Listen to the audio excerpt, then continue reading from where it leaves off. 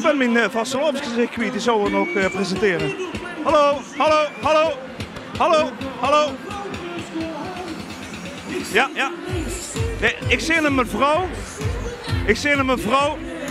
Een mevrouw met een enorme plank voor de kop. Wie heeft het? Ingrid. En Ingrid, mogen we dicht laten zien aan gans Limburg? Ja, best nog klaar weer. Is Limburg ik zie hem al, maar ik denk dat Limburg wel ja, klaar is. Ja. Dames en heren, het vastelovensgezicht 2019. Tada! Ingrid. Vind je het gek? Ik vind het best echt prachtig. De best een hobby schminken?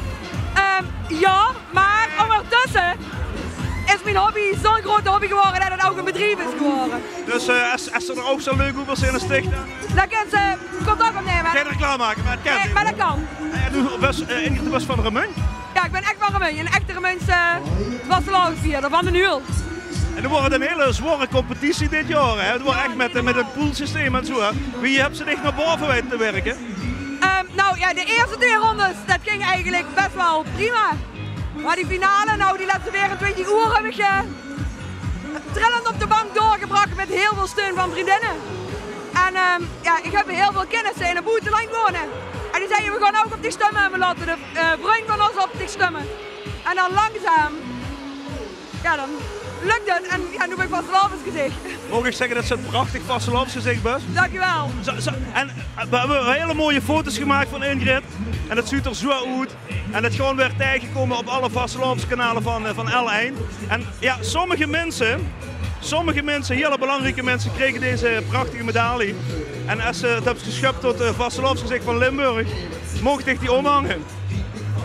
Wat is even de muts aan dan, denk ik. Tada! Wauw! Nou, en ook daar stuit ik prachtig. En we hebben volgens mij nog een angst voor dich. Ik ben niet zo van de kleuren, maar ik denk dat dit ook een hele mooie is voor dich. De allereerste vastelovensjaal van L11 is ook voor het vastelovensgezicht van Limburg. Op dit prachtige plein wordt muziek verzorgd door DJ Dirndl. Komen we nog even van metgenieten. Hey, en doe pas ook goed genoeg hier in de artiestentent moest het lekker in les gebeuren. Dat ga ik nu dadelijk wel doen, ja. Dacht dat metgaan? Maar blijf, ja, doe maar. Gezellig, kom maar.